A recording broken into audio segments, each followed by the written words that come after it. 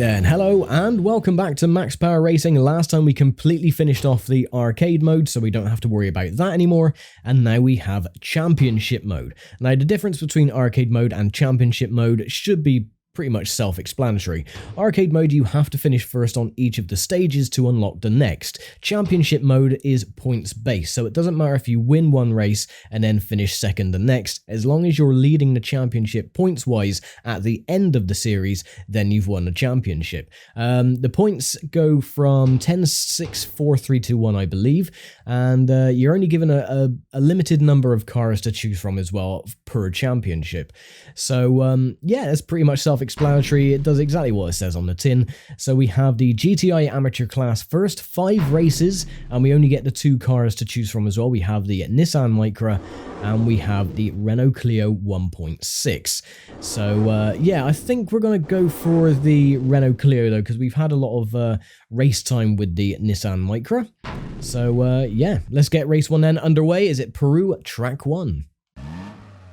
And here we go then, look at our lovely Renault Clio, marvellous. Now, unlike the arcade mode, you cannot restart races on championship mode, you can only exit. So you have to be very careful. If you do come a cropper or retire from the race, go into the water, there is no chance for you to actually restart the race and try it again. So it does punish you in that aspect, but these ones are actually fairly easier than the arcade mode because it usually uses the first track of the country representing, so you shouldn't have any barriers that have been removed and so on. So yeah, the championship mode is relatively easier than arcade in that respect, but not doing great at the moment. I mean, we're only in 3rd. If we can get past the Renault Megane, that would be wonderful. 0.2 of a kilometre behind, so again it's not too much of an issue as we slide a little bit wide. Ah, there he is, just up ahead. They always have trouble navigating that little section there with the statues, but also I noticed that with the Renault Clio, it always looks like he's got his fog light on the bottom left there, or the left brake light cluster. But there we go, taking the lead. And we shouldn't have any issues with winning the race or the stage. These ones start off only 2 laps as well, like it was with the arcade mode in the lower classes. And then you get onto the higher classes, and of course, and then it's 3 laps each.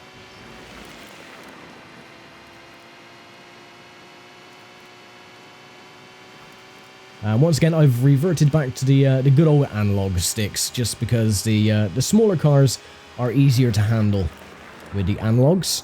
Only the higher performance machines are a bit more of a task to control with the analogs, so probably revert back to the D-pad for them.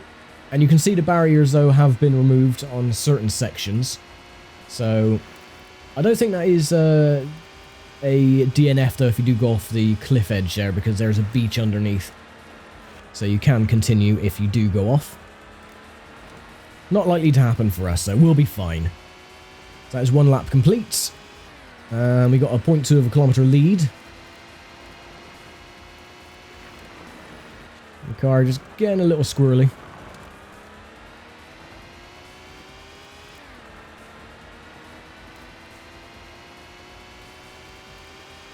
But this shouldn't be a problem at all. The smaller class cars are relatively equal in speed, unlike the latter class that we had with the Max Power Project and the Marcos Mantis.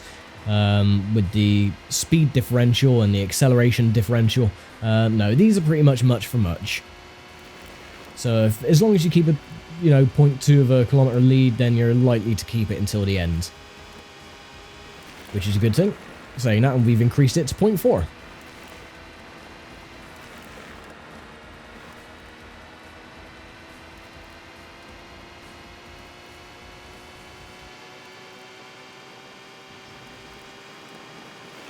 So not long now anyway, coming up close to the end of the stage. Just go across the scenery, that's fine. Through the little village.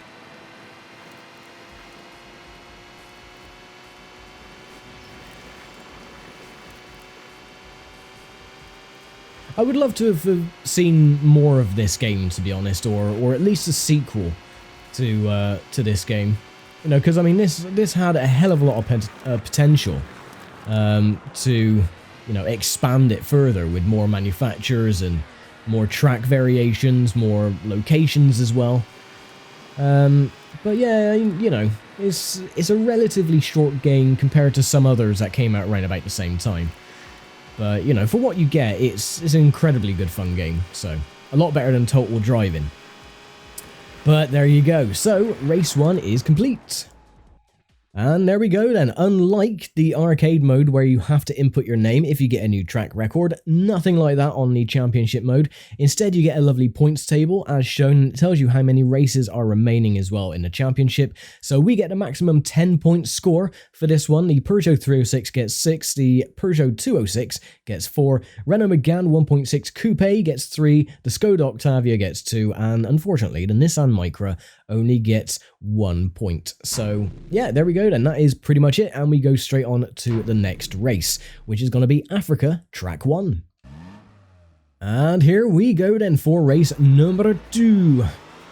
And away we go, and another thing I should add, unlike arcade mode, is that whatever position you are in the championship is where they start you on the grid. So we're leading the championship, we get started on pole position, which is very convenient, so we can just pull away at the very start without having to get past any of the other drivers. They can just carry on and crash into each other and slow each other down, and we can just pull away, which makes our lives so much easier. So it beats having the qualifying formats or anything like that.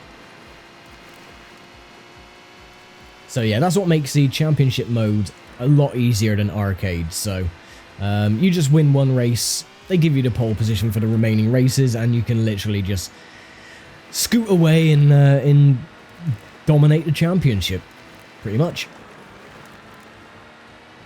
So already taking a 0.2 kilometer lead. Now the African stages, of course, are very notorious with the cliff edges and the water. And the jumps, as you can see. Ooh, okay. Ooh. Technics physics in action. That's alright. Still leading by a fair distance. And then you got this section here, of course, which can cause a few little problems if you're not paying attention. Now, one thing that I find very peculiar is that the water effects on this game look fairly decent. Okay, they're obviously not real, you know, real life, realistic kind of thing, but they look fairly decent. On the American version, TNN Hardcore Motorsport TR or whatever it's called, it looks so cartoony. It is so different. They changed some of the graphics and some of the filters that they use for the water effects and everything. Yeah, it just looks so cartoony compared to this one. But then, you know, some of the features on the American version as well are different from the UK version. For example, that on this one, if you go in the water, it's race over, you retire. In the American version, if you go in the water, it just pops your car back on the circuit. The same goes for the AI as well. If the AI retire on this one, or go into the water, then they retire. The American version, nah, they're just plonked back onto the track as if nothing happens. But, yeah, at least the American version has different cars. It's all 4x4s and trucks and this, that and the other, but all these stages that you see, like Africa, Peru, Norway, all of the stages in the American version are set in the United States. So it's very odd. I do have that game as well. It was on Steam for a while, so I did manage to get it. It doesn't really work great because it's obviously it's a PlayStation port that they've put onto the PC. So yeah, it does have a few frame rate issues and so on, but I mean it does work. So I will do a series of the American version once Max Power Racing has been finished. And of course going over little jumps. And there we go then, that is race 2 complete, another 10 points. And we'll just reset the car. I was going to try and handbrake it over the line, but I pressed the wrong button because I'm stupid. And there we go then, race 2 done. Let's just get onto the point screen and see where everyone finished. So we should be dominating now with a 20-point lead. And who is currently in second? The Peugeot 306, the Peugeot 206. Well, everyone finished apart from the Skoda and the Nissan in their relative positions. So yeah, they're tied for 5th at the moment at the back with 3 points. But everyone else finished in their identical positions from race number 1. Races remaining 3, and where are we heading off next? It is Brazil, track 1. Another thing as well is that you cannot change cars during the championship either. Whatever car you pick at the start is what you're given for the rest of the series. So, yeah, we have to deal with this little Renault, which isn't too bad, I suppose. Anyway, Brazil, track 1. And here we go then. So, again, it should be another cakewalk. We're starting in pole. We've got the Peugeots behind. They're relatively slow, so don't have to worry about them. And it's just a case of keeping our cool, winning the race, taking a 30-point advantage as we head into the penultimate race after this one. Gonna take the left path to start with. Then we'll take the right path on the final lap. And you got the little swollen river. Isn't that swollen, but it does give the car a bit of a clean as well. It wipes off some of the mud on the side skirts, which is again a nice little detail that they added. And then it gets caked in mud again as you drive through the little forest area.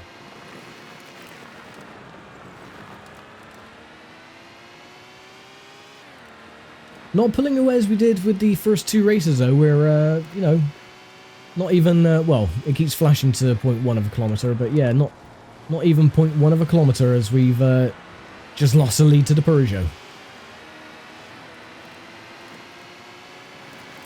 Ooh.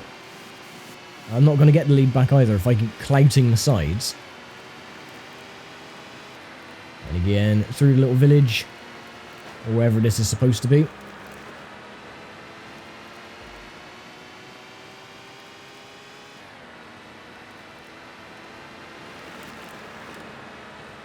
Come on, get back here.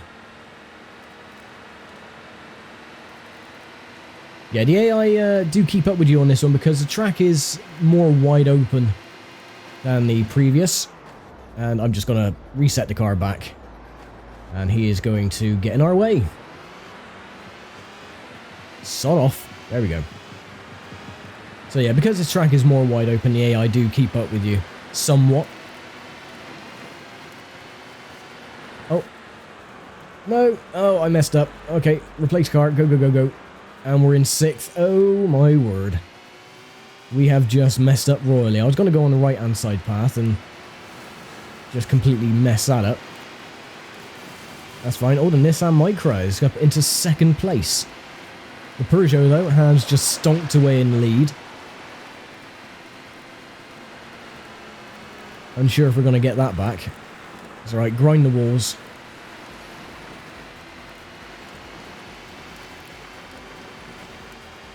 Come back here, Mr. Pug. Oh, he's just up ahead. Maybe we can catch him near the end. Got the Nissan behind. Oh, he's just there. Come on, he has to slow down on a certain part. We can probably overtake him. We just need to carry the speed through as best as we can. Possibly through here. Yeah, he's slowing down. Okay, get out of the way. I think I just gave him a helping hand there because the end is coming up. So I think we're actually going to lose this race. We're going to finish 2nd. So once again, me and my big mouth jinxing it, saying we're going to get the 10 points and yeah, finish 2nd. Oh well, unless we get him over the line. No. Bloody hell, what a git. Oh well, that's not a problem, you know. Like I said, it doesn't matter if you finish 1st or 2nd, as long as you're leading the championship. That is all that matters on championship mode. So we're still going to be leading by 26 points to 22. So he has caught up a little bit, only 4-point advantage. But There's nothing to worry about. The Nissan Micro, though, finished 4th in that one, so he's up to 6 points. Still last, though, in the category. But it's very close, though, between the Peugeot, Renault, Skoda, and Nissan. 9, 8, 7, 6 points, so anyone can take 3rd place in the series. So, yeah, 2 races to go then. Where is the next race going to be held? Indonesia, track 1. And here we go, then, for race number 4. And because we finished 2nd in that last race, we are starting 2nd in race number 4. Is this 4?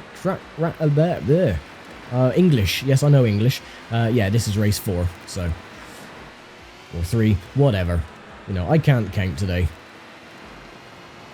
But it's fine. We tend to do well here. I mean, these tracks are fairly straightforward. The AI do struggle a little bit.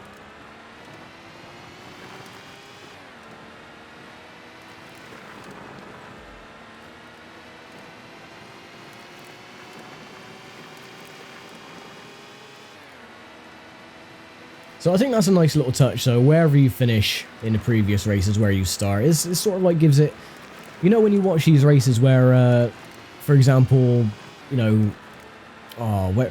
if they have a double race meeting, so race number 1, race number 2, like later on in the afternoon, they always finish in their, or start in their positions that they finish race 1. That's, you know, I do like that little effect that they do, but that's just me. I'm very easily pleased, if you haven't known already.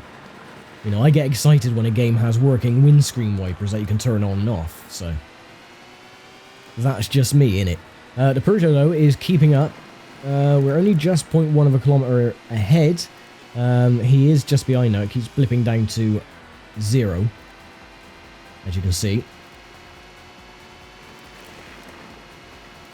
Take a nice wide line. There you go, 0.2 of a kilometre, pulling away very slowly as we go through the little rice fields. I think this is supposed to be rice fields anyway. Or something.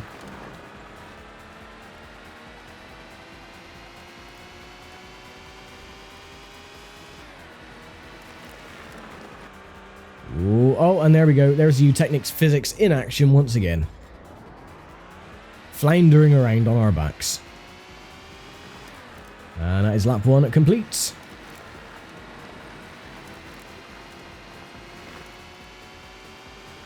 I'm still keeping a relative same distance, 0.1 to 0.2 kilometre.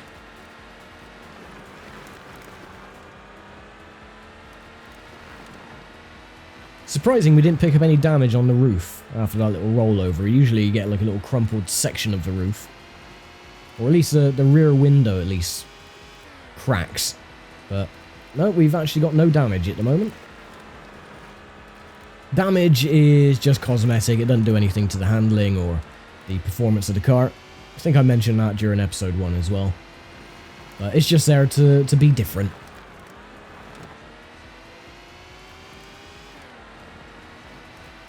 So still got relatively same distance then, flicking between 0.1 and 0.2 of a kilometre. That should be more than enough to actually win this stage as we go on to the final.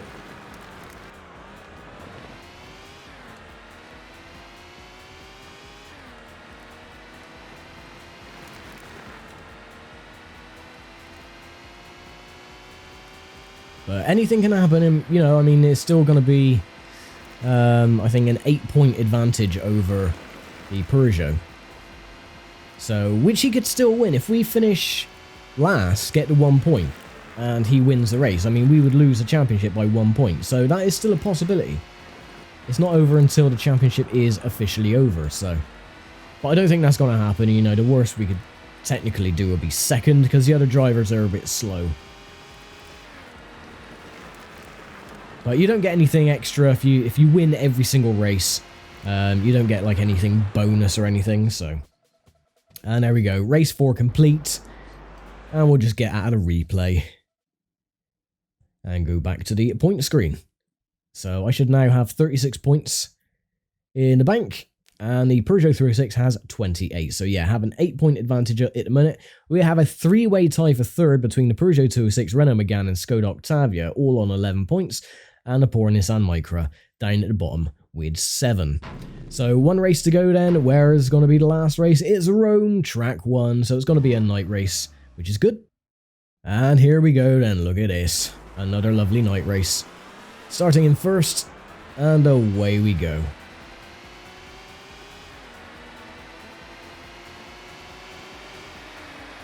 And of course, got to be careful because the walls are non-existent there, so you can fall into the water if you're not careful. I'm going to try to avoid that at all costs. Because again, if you retire, you get no points. So if you finish last, you get 1 point. If you retire, like in any motorsport series, retire, you don't get any points whatsoever. They scratch you completely off of the scoreboard. So if I do retire and the Peugeot wins, then I'll lose the championship by 2 points, not 1 if I finish last. So just got to take it very, very carefully. There he is. That's right, the Octavia is right behind him as well, so he's moved up a few spots.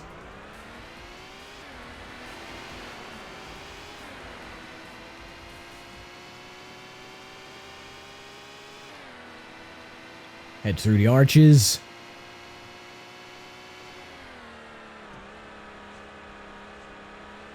I do like the headlight effects. Someone actually did comment about, you know, what's the best headlight effects on PlayStation 1 games. I think, you know, Technics, I do give them a lot of flack for their physics and their floaty controls. But I mean, as far as the headlight effects go, I mean, they're pretty damn solid. They light up side of the buildings. The same goes for their other game as well, Le Mans 24 Hours. The headlight effects on that one is pretty damn awesome. And I will be doing a series on that in due course. But, yeah, you know, I mean, for headlight effects, I mean, these games are fairly solid. If you want effects for, like, the side of the track, like floodlights and stuff, then I think, for me personally, Sports Car GT on the PlayStation has really, really good lighting effects on the floodlights and the corners, or on the side of the tracks. Because they have that glare to them as well, which is very awesome. It does look like a camera lens which is slightly smeared, which is really good. So there you go. This is a part that we need to navigate very carefully. As long as we get through here, then we don't have to worry about retiring from the race, and we almost dip a wheel onto the side. Well done, me. Oh, the Peugeot's kept up. He's right behind. You can see that. It's lighting up the rear of the car.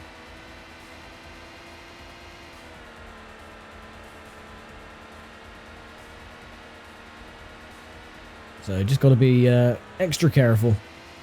Well, not now actually. I mean, we don't have to be careful now because we've got past the tricky section. There's a pug. He's not as good as navigating these sections as we are. We can actually sort of cut the corner. They can't because they're a bit dumb.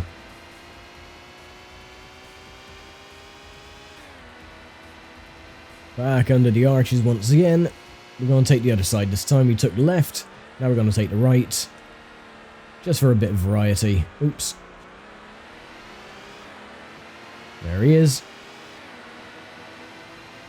Yeah, it's a shame that their cars don't light up the circuit as well, unlike mine. All they do is light up the back of your car. But that's pretty much all they do.